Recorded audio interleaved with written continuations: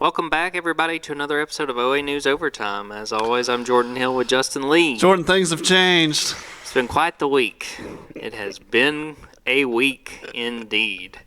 There's so much to talk about this week, Justin. Let's just kind of jump into it. We talked a lot about the aftermath of the Georgia State game, but by the time we recorded, this had not happened. So Sunday afternoon, Brian Harsin decided to make a change. Cornelius Williams is no longer the wide receivers coach, so he was wide receivers coach at Auburn for all of 4 games. They made the move. Eric Keesaw, who was at Boise State with Brian and a few of the other guys that are on this staff, he was an analyst at Auburn. He's been promoted to receivers coach, and so Cornelius Williams is out. What was your immediate reaction when you heard the news, and what do you think the implications are starting now and even going forward for Auburn? The immediate reaction is, well, things aren't going well. It's not ideal. And I think that's entirely fair. Yeah. And I think if you put the lasso of truth on Brian, he'd say it too. You bench your quarterback and fire your receivers coach. Things are bad. They're not good. It's not where you want it to be right now at all. And now you're trying to pull yourself out of a spiral a little bit, just a little bit. Because you didn't lose that game. And we can talk more again. Like we talked a lot about the would-be implications with that game. But, that's my immediate reaction is the secret's out a little bit. Things aren't going so well. And, you can ask me my opinion on if now's the time to make a change and all of that. But, what I will say is at least it is an action. Because a lot of time with Brian, all we hear is, we got to get better. We got to go in. We got to have a 1-0 mentality. We got to wake up tomorrow and work hard. But it's like, what does that mean? It doesn't mean anything. It doesn't mean anything. You need tangible something. Right. Something. Right. So at least there is action that was done. Yeah. Because, I don't know how much more we could hear. Just, waking up in the morning and working hard. It's like working hard at what? Besides just taking the stairs. And exactly. And that's coach speak, and everybody does it. But it is an action that he felt the need apparently to be made, and he made it clear that if you're not like us and you haven't listened to every second of every press conference, he made it clear it was not a statement, it wasn't a message to the team. He said you don't do that to a person and their family to send a message or any of that kind of mess. So, it's not that. He felt that the wide receiver position, clearly thought the wide receiver position would be better under Keesaw. Mm-hmm. Okay. Is that how you say it? I believe that's how I'm saying it. That's how we're going for it. So and Keesaw does have the credentials from Boise State. Mm-hmm. So there you go. We'll see what the implications are on the recruiting trail. They'll be negative. They will not be positive. Yes, they will be. But that's the decision that was made. So my immediate reaction was, hey, where there's smoke, there's fire, and again, things aren't going well, and they're trying to fan the flames a little bit because there's problems. Yeah, I agree. And I want to hit on real quick the implications on the recruiting trail. Mm-hmm. After the fire happened, after it was announced Cornelius, well, it really wasn't announced till Monday, but we all heard that Cornelius was out. I had people around the high school sort of landscape in the state texting me being like, what is going on? Right. Because of the reputation, the positive reputation Cornelius has in the state. Right.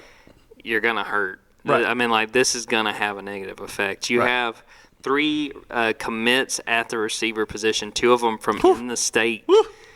And I'm not, I don't know anything specific about those 2 guys, or really even the third guy that's also a commit. But you're going to have implications. I'd say the chances that you get all 3 of those guys has dropped significantly because you got rid of who would have been their position coach. Right. That's how recruiting works. You get recruited by your coach. Right. Yeah. And the thing that's going to be really interesting to see is because Cornelius was an Alabama guy. He's coached all over the state. He's he went to Hoover, right? Right.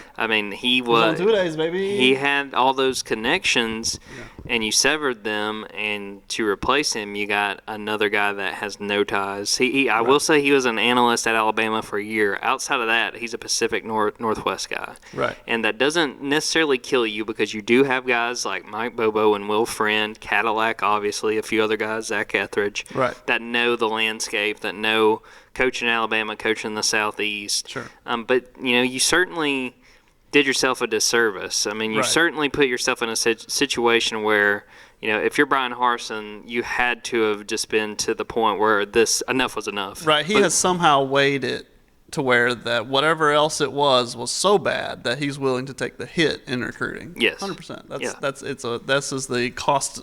What do you call it? Cost benefit analysis. Cost benefit analysis. That's why we pay the big bucks, Jordan. Absolutely. So yeah, that's the decision he made. But yeah, there's no denying. We're not being unfair here. It's bad for recruiting. Yes, it will have an effect, and we will see it probably in the next few weeks and months. Right. And so that'll be something to watch. Let's look a little bit now. There's the big game on Saturday. Auburn's going to be playing LSU. The big question I want to start with, Justin, we'll probably go back and forth. Who's going to play quarterback? Who do you think is going to be the starting quarterback for Auburn? I don't know who's going to be the starting quarterback. I think they're both going to play. Yeah. I think it's, I can hear both sides. Mm-hmm. I can hear. Here's the thing, Jordan. Am I unfair to say that I think Bo has a higher ceiling?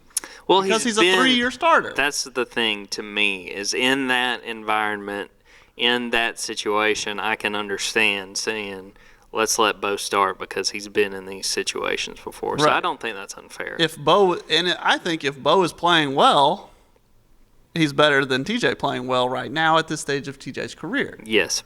That's also a big if. That's a big if. Yes. Right. That's the thing. Yeah. But I think he has the higher ceiling. I think so. Fair. I can understand Bo if they turn back to Bo and say, hey, look, if Bo's at 100%, if Bo's not, whatever criticism they had for him when they watched film on last Saturday, if they decide, okay, he was making these mistakes, we'll avoid them in these ways.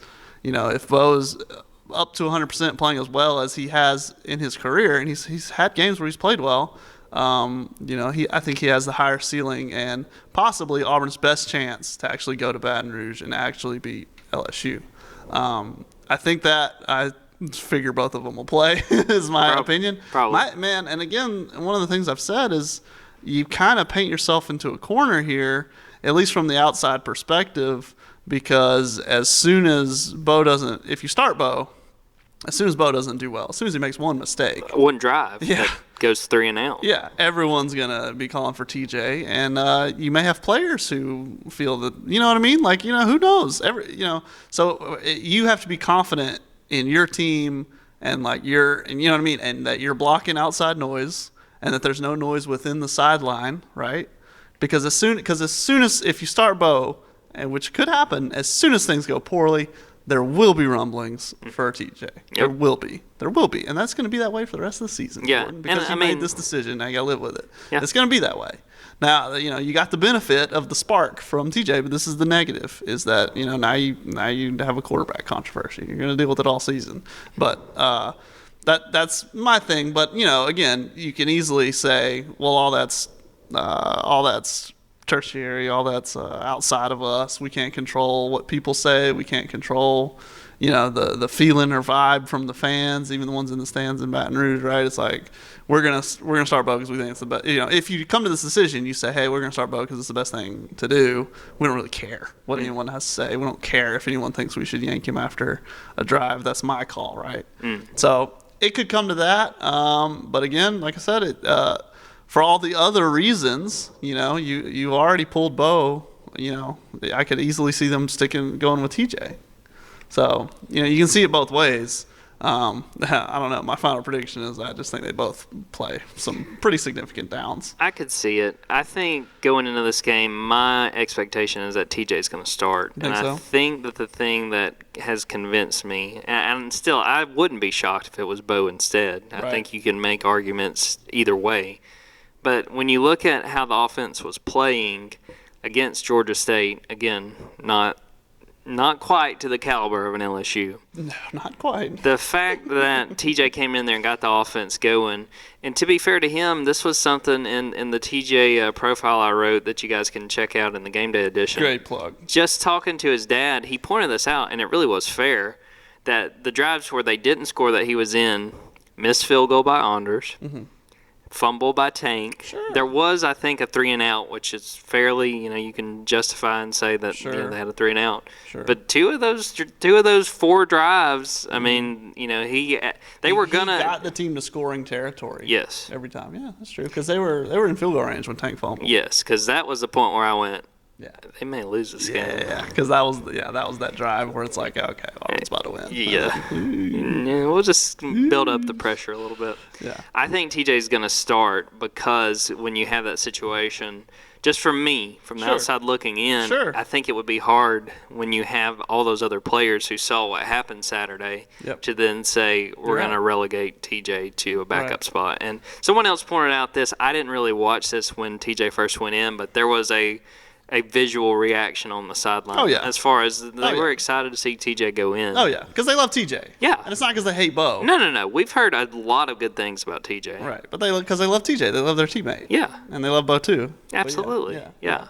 No, you're right. And like I said, if you start Bo, as soon as he struggles, everyone in the stands most certainly is going to go, okay, where's TJ? And you wonder how many people on the sideline are going to go, okay, where's TJ? Yeah. These are 18 to 22-year-old kids. Now, if you say, hey, we're disciplined and we have control of that, it's not an issue. But I think it could be. Well, the thing to me, there's always the adage that the most popular person on campus is the backup quarterback. Of course. And now, say that fire was simmering a little bit. You threw a little bit of gasoline. And again, truthfully, look, this is hindsight because we don't know if, Bo would have stayed in there. But, I mean, I don't know that they would have won that game had TJ not come in. Do I know that for 100% fact? No. But there is a very likely shot that they don't win that game if TJ didn't come in there. So, but that fuel has been added to that fire. Mm-hmm. And like you've said, and you're right on the money, you're going to have to deal with that the rest of the year. Yep. This ain't a one-week story. Nope. Welcome to 2021. Here we are. This is it. Yes. So, yeah. Well, let's talk a little bit more about this matchup with LSU. I'm really intrigued. I've kind of gone back and forth on what I think. I mean, the fact that Max Johnson is playing the way he is, coming off a 4-touchdown game, I think, to me, besides the trenches, because that's been an area that Auburn has struggled in so much in some of these big games the last few years. Mm-hmm. The Auburn secondary against the LSU receiving corps, to me, is such a big key, and they have got to figure out they cannot afford to let Max Johnson play like Sean Clifford played. If they do that, you and I are going to be writing our stories before the fourth quarter starts because we'll know what is going to happen. What sort of sticks out to you, or what are you most interested in seeing out of this game on Saturday night? Boy, it's I don't know, man, and I'll beat a dead horse and just go back to the same thing. Is talent has I think we said this on Spaces, so you guys haven't heard this yet. But talent has a short memory. Talent can have a short memory. I think about I don't know. There's always some year like the Charlie Strong years at Texas. They're like 5-7, and then they play Oklahoma and beat them just because they're all 5 stars. Yeah. And they all decide, oh, you're number 1 in the country? No, you're not. I am. Give me that gold hat. I'm putting it on Charlie. Right. My favorite image of his whole time. Besides, I don't know if you remember when he brought in 2 tiger cubs into his office one time. That's the only other thing. But continue with your point. Mine was Charlie Strong and Urban Meyer throwing footballs at Chris Jericho wrestling this summer. Anyway, the Jaguars. Most productive thing they've done in Jacksonville. Best thrown football that we've seen there. Sorry, in Duval.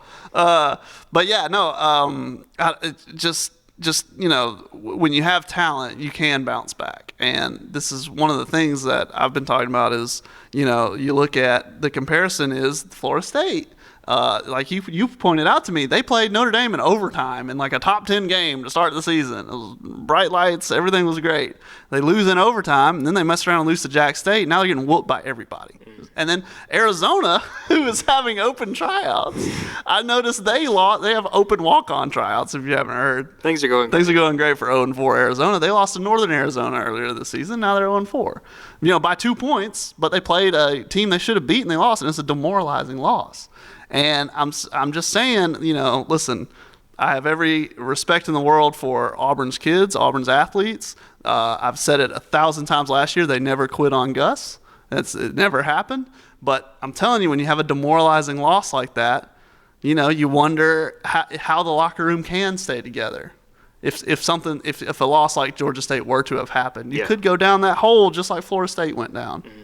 But they didn't. Yes. But that's why I'm saying how big TJ's 4th down pass was, that completion. If it fell incomplete, we were looking at an entirely different season, I feel like. But you have the chance now, everyone's still together, to turn it around and make the most of your talent and go down there to Baton Rouge and win and redeem this thing and turn it back around, you still have that chance. And I do think Auburn has a chance to go down there and win. I don't know if they will. We haven't made our picks yet. I have. I'll talk about mine in a second. I'll probably pick LSU, but you absolutely, it absolutely can happen, and that's because, like you said, athletes, talent has a short memory. Talent can erase things. Talent can. I mean, I think about the 2012. That was a bad team, but they played Florida real close that year, like 9-12. It can happen. So. I do think it is very possible for Auburn to go down there and beat LSU. My pick will be LSU, though. I'm picking Auburn 27-26 just because, kind of to the point you're saying, but like Anders Carlson wins the game. How weird has this rivalry, this series been? It's just unpredictable. The weirdest. As J.G. Tate informed us, Santa Claus was mooning people at one point in the game. One of the strangest press conferences I've been in yet with the Brian Harsin one on Monday was just off the rails. So the writers start telling Brian about, like, hey, weird things happen in this rivalry. And then, like, at one point, Brian's like, you're saying there was a fire? What are you talking about? So then at the end, JG's like, yeah, man, I don't know. I got mooned by Santa Claus once. But I just get this feeling, and again, to the point that a few of the people on the beat we were talking about this game were saying this is either like going to be like a 3-point game or like LSU's going to win by 3 touchdowns. Like I agree. It's like kind of that sense. I don't know. I just have the sense that something weird is going to happen. Yeah. I'm not completely sold on this LSU team. Sure. I think that they almost blew it against Mississippi State. They're not going to have Derek Stingley, who's probably their best player on either side of the ball. They cannot run the ball to save their lives. Sure. I don't know. I just think that Auburn's going to wind up finding a way to win, and we're going to just look at each other and say, all right. That was weird. Yeah, no, nothing. Everything's upside down. Welcome to the Auburn beat, right? Yep. All right, covering this team it's never as you expect. It never will be. They're the cardiac cats for a reason, and we learned it again last week. But hey, man, like I said, as an outside perspective, you can obviously say, hey, man, they struggled with Georgia State. This team isn't good, and they're going to finish very low in the SC West standings. Anyone can make that deduction. Who could blame them for making that deduction, right? But internally, like I said, I don't know, I wrote the column like, hey, man, watch the film once, write down your notes, and burn it. Never speak of it again. Never happened. Never look back. Nope. Because, if you're Auburn, you're saying that wasn't us, and we're better than that. So, if you're Auburn and you're in that locker room, you move forward confidently telling yourself, we're better than that. That was bad. We're better than that. And you think, you hope, good enough to go down and beat LSU. So. Well, we'll have a lot of content. Justin and I are going to be down there in Baton Rouge. I'm back on the road, baby. Yes, sir. We could only contain him for so long. Thank you. Thanks for an 8 p.m. kickoff. Absolutely. I'll be able to make the trip. I'm excited. And so be looking for all those stories. Be looking for all the stories we've written in the lead-up. I've got that TJ Finley feature I mentioned before. We've got other looks at Zion Puckett, the LSU, sort of the LSU side. They sort of seem like they're kind of peaking at the right time, and so that'll be interesting. So make sure and go check that out. And then I think probably at like 3 or 4 a.m. we may record a podcast and just throw it up there. I want to give a shout-out to everybody who listened last week. We had the most listens of a recap, which a lot to talk about after that Georgia State game. Yeah, so. if you're listening to this one and you're missing the recaps, those are my favorite. Those are the best, I think. Yeah, join us on the game recaps. Those are fun. It's very visceral. It's right after the game. We try to post it. Yeah, we try to post it that night, but I mean it's gonna be long. It's gonna be late. If you guys are just staying up at like 5 a.m. and like, oh boy, let me fire up 18 minutes of Jordan and Justin and probably Justin Ferguson again. Yeah, exactly. Yeah. Well, if we're in the car. Yeah, anyway. Like last week, we just go back to the car and Jordan plops out his tailgate and we sit there and we record. So it's immediate, instant reaction, and it's a lot of fun. So, we'll do it again. I don't know how. We got to figure out the logistics in Baton Rouge. We'll make it happen. I have no doubt. We'll do it. So let's finish out this part, or rather I should say this episode of the podcast. I'm going to throw it to a conversation I had a couple days ago Good friend, Wilson Alexander. I know him from Red and Black days over there at UGA. You know everybody. I got these connections, man. So Wilson is the LSU beat reporter for the Advocate down there in Baton Rouge. The Advocate. We love the Advocate. Yeah, absolutely. Checked in with Wilson just to talk about LSU, talk about sort of his perspective, his thoughts on this game, and also got him to give us a few restaurant recommendations things we should go check out if you're an Auburn fan and want to know where to go eat. I'm serious. I don't think I could think of a better person to ask for food recommendations than Wilson Alexander. He's all over it. Yeah. He is the guy. All right. So we'll throw that to that, and once that ends, we'll be out of here. So enjoy this clip. Well, Wilson, a big game coming up on Saturday night. First off, I want to say thanks for taking some time to talk about this Auburn LSU game. LSU is 3-1 coming in this game, coming off a really close game, a close victory over Mississippi State. Just sort of, what's your assessment of where LSU is right now coming into this big game against Auburn? Yeah, thanks for having me, Jordan. Pleasure to talk to you as always.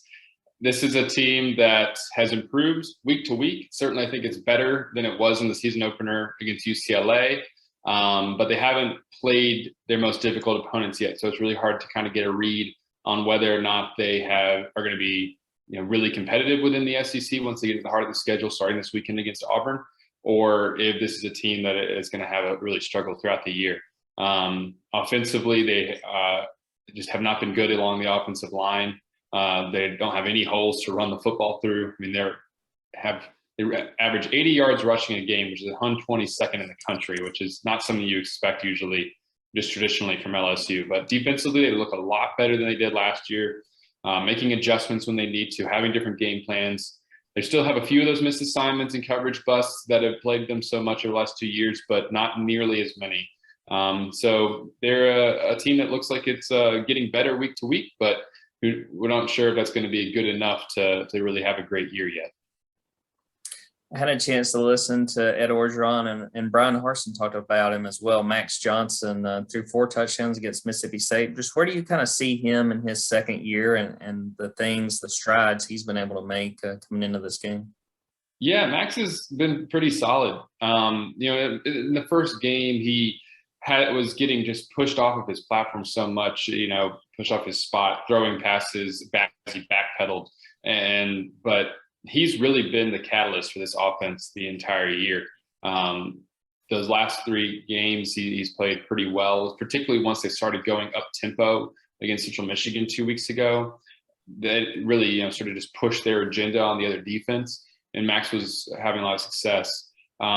He still isn't. He's throwing like 15 touchdowns, and a lot of that has to do because LSU just is not running the ball well at all, and so he's throwing the ball a lot, and he's completing a solid percentage of his passes, and he's directing things pretty well. He's clearly made some improvement from year 1 to year 2. He's developed, I think, throughout the season, and he seems to be just getting better and better. It's hard to remember that he's just a sophomore, and he's only started 6 career games. He's really hasn't played a ton, but because he's been here for a minute, people look at him like a veteran, and he's composed and he's handling himself well. One of the key players, it seems like, for LSU coming in this season was Derek Stingley, and then his exit from the Mississippi State game was obviously a big storyline. Where do you think Derek is, or what have you guys heard? And if he isn't able to play against Auburn, just how big of a blow is that going to be? Yeah, so it does not look like he's going to play in this game. He re-aggravated a foot injury that originally happened during fall camp last Wednesday at practice. He was wearing a walking boot, fairly sizable walking boot, during the game against Mississippi State, but they were hopeful that he could even play in that game. Ed Orgeron described it as very questionable going in because they had a little bit of hope that maybe he could play, and Derek wanted to play. His father came on a radio show locally here the other day and said Derek really wanted to try to play in that game, but it's pretty painful. And so he's going to see a doctor this week. They have not described the exact nature of this injury, but because, he's just now going to see a doctor and they're having to decide if he's going to either get surgery or just rehab the injury, it's hard to see him playing in this Auburn game. If they don't have him, then Dwight McGlothern is going to be the guy who starts at cornerback opposite Eli Ricks. He's a sophomore. Started this past weekend against Mississippi State. Haven't gotten a lot of look at him. He had an injury during fall camp as well, and only just came back against Central Michigan 2 weeks ago and played, as a backup corner. And so he's going to have to really step up, because LSU's probably not going to use that 3-2-6 defense that he used against Mississippi State again. He might have to go man a few more times and need to do things a little bit more on his own. He's solid corner, a lot of length, but he's no Derek Stingley, not yet anyway. We mentioned Max Johnson. Who are some other players on offense and on defense that you think are key for LSU and might be guys that Auburn fans are going to hear about on Saturday night? On offense is Kayshon Boutte. This is one of the best receivers in the country. He's already got 8 touchdown captures through 4 games. He's been incredible ever since Terrace Marshall opted out last year and Kayshon became the number 1 receiver. He has played exactly like a number 1 receiver. He is the best player on the offense. LSU comes to him a lot, wants to get him the ball early, even involves him a little bit in the running game with some jet sweeps and things like that, and short passes like bubbles and stuff just to get the ball in his hands as much as possible. And he's their biggest big play threat as well. Everywhere else at receivers, kind of a rotation. The one constant is Kayshon Boutte. He is always there. Outside of him, there's not a ton of stars on this offense or guys who are going to be on the field every single play, other than Max, of course, because it's still a rotation at running back, and that's a position that just has not been productive. But on the defensive side, look out for Damone Clark, because that's going to be a huge matchup between him and Tank Bigsby. The rest of that Auburn running game, Damone's going to have a big game. He made 15 tackles, career high. Got SEC Defensive Player of the Week this past week for his effort against Mississippi State. And he looks really improved from last year. Orgeron described him as someone who's looking like an NFL linebacker. They were really high on him at the beginning of his career, had a bad year last year, but then again, so did the entire defense. So Damone's kind of a big one. And then I'd also mix in any of the guys along the defensive line. LSU's got a really good pass rush, and that's probably one of the strengths of this team. Looking at Mason Smith, fresh 5-star freshman, they just moved to defensive end. Ali Gay and BJ Ojulari are some of the big names to watch on that side of the ball. I got to just say, I think Kayshon Boutte, like, he couldn't play anywhere else with that name than LSU. I mean, is that fair to say? I just hear that name and I think LSU Tigers. Yeah, absolutely. I mean, he's from New Iberia. He's a Louisiana guy. And LSU was always sort of, I guess, that home state school. But yeah, it's a very Louisiana name for sure. What do you sort of think about the narrative? We still don't know on the Auburn side if TJ Finley is going to play. But I'm sure you got to see TJ a good bit last year. Just if he comes in, the threat that might put up for the LSU defense, what they would have to do to kind of stop a guy like TJ. Yeah, it's interesting because they, of course, are going to have intimate knowledge of TJ Finley if he comes in. They've seen him so much during practice last year, spring practice this year. And it might work out to LSU's advantage, but then again, people can improve and get better and change. And Auburn's going to use him maybe a little bit differently than LSU would have. And we saw TJ last year have some really good moments. He played great against South Carolina. LSU was really heavy running the ball that game, but he did exactly what he needed to do in that game. And then, of course, he led a game-winning drive similarly to what he did against Georgia State, but on the road to beat Arkansas. And that's a big moment for a freshman to go on the road and be able to throw a game-winning touchdown to do that.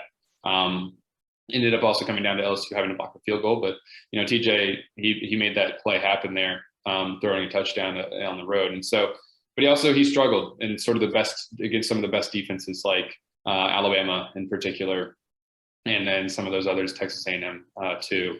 And so I think LSU people are curious to see what version of TJ comes out if Auburn plays him.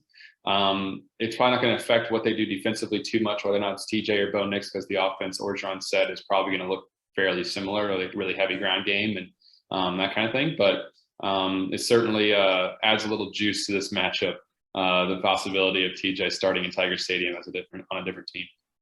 Absolutely. I'm very interested to see what winds up happening on that front.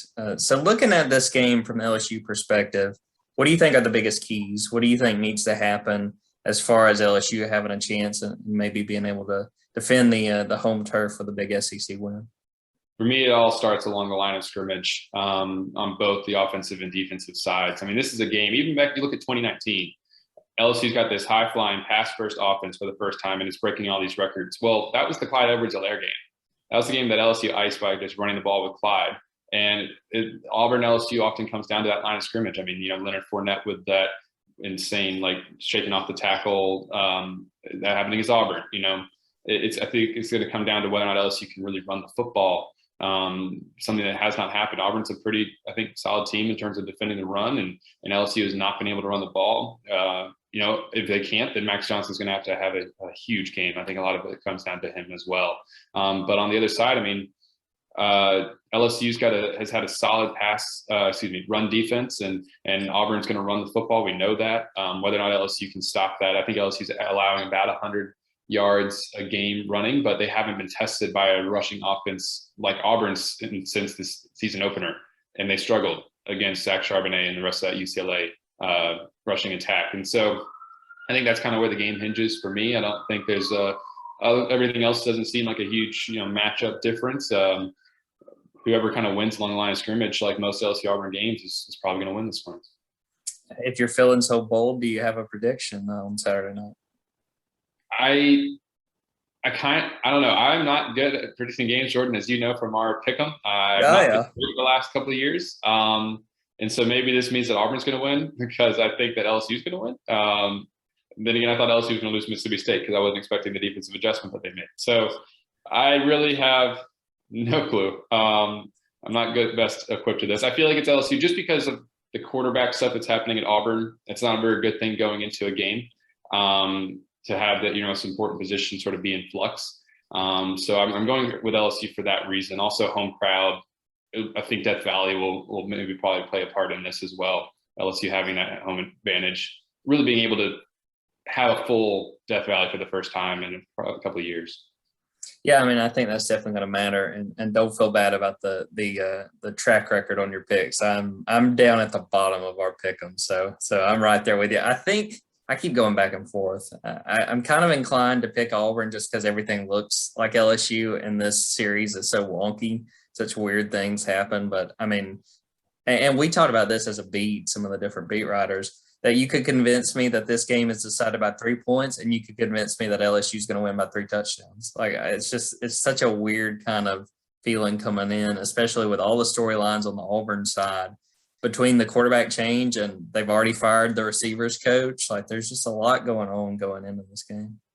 Yeah, stuff like that happening just doesn't make me feel confident picking Auburn. When I saw that happen on Sunday, I was like, okay, I don't trust you to go on the road and win an SEC game when you've got those sort of things swirling around. That's hard to overcome, I think, in a game. If they do it, then props to them, but it makes me hesitant to pick them. Totally understand that. Well, I'm sure there's going to be a lot of Auburn fans that decide to take the trip down to Baton Rouge. Wilson, any restaurants, any things that they should see in Baton Rouge, anything you would kind of recommend for people that are going to kind of make a road trip out of this SEC game?